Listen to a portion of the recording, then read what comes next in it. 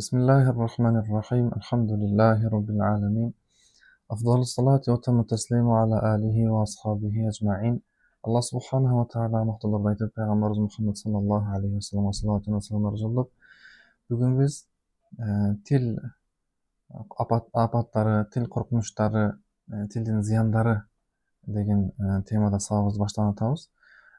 Ошол сабакка киришерден алдында ошол тилди оңдоштук боюнча анын зарылдыгы жөнүндө айтылган аалымдардын сөздөрү, пайгамбарыбыздын сөзү жана Аллах Таала Куранда эмнени айткан, ошол боюнча кыскача таанышып өтүүнү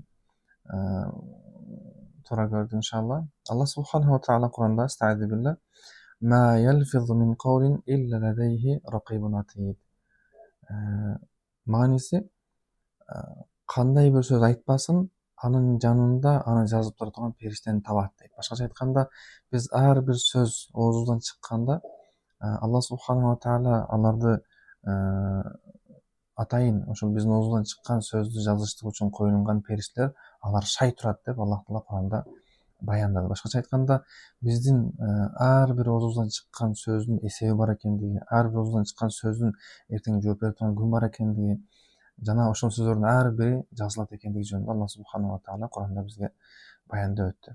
Жана пайгамбар саллаллаху алейхи вассалам хадисте адам баласы уйкудан ойгонгондо анын бүтүндөй баардык дене мүчөлөрү тилге кайрылат дейт да. Эй тил, биздин акыбызда Алладан корккун. Сен түз болгон болсоң, биз дагы түзбүз. Эгерде сен кыйшайсаң, биз дагы кыйшаябыз деп. Башкача айтканда, адамдын тилинин түз болуштугу адамдын дене мүчөлөрүнүн баардыгына таасир тиет экендигин жана тилдин бузук болуштугу адамдын башка денелерине дагы таасири тиет экендиги жөнүндө пайгамбарыбыз саллаллаху алейхи вассалам жогоруда хадисте баяндады. Жана Хасан аль-Басри радиаллаху анху айтат: "Ислахул лисан нисфул ибада" деп айткан экен да. Тилди оңдоштук бул ибадаттын жарымы деп айткан. Жана уламалардын дагы сөздөрүнүн бирөөсү "Аксару фасадул калби мин фасадил лисан". Адамдын жүрөгүнүн бузулуштугу ал тилдин бузулганынан деп айткан экен да. Башкача айтканда, тилдин бузуктугу ал жүрөккө дагы бир күн болбосо бир күн таасирин берет деп айткан экен.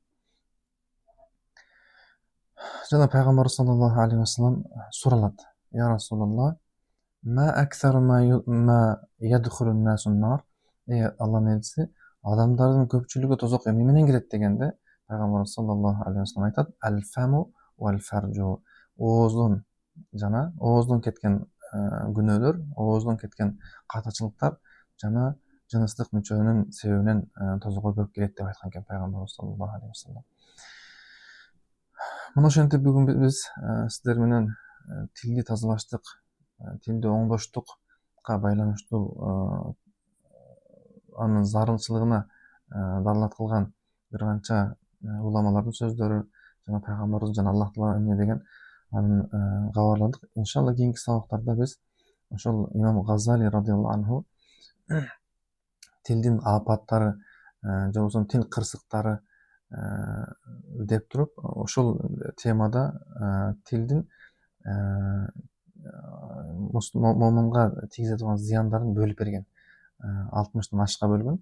Биз сиздер менен иншалла ошол 60-тан ашык болгон бөлүктүн ар бирин бирден токтолуп, кайсыл сөз биз үчүн акыретибизге жана дүйнөбүзгө пайда, жана кайсыл сөз биздин дүйнө жана акыретибизге зыян экендиги жөнүндө сүйлөшүп, ар бир бөлүнгөн бөлүккө аяттан, хадистен, динден, аалым уламалардын сөздөрүнөн далилдерди алып келип, зыяндын зыян экендигин далилдеп беребиз, жана пайдалуу нерселердин пайда экенин далилдеп беребиз, жана ошол учурда биз күнөө деп эсептеп жүргөн кээ бир амалдардын ичинен күнөө эместери бар,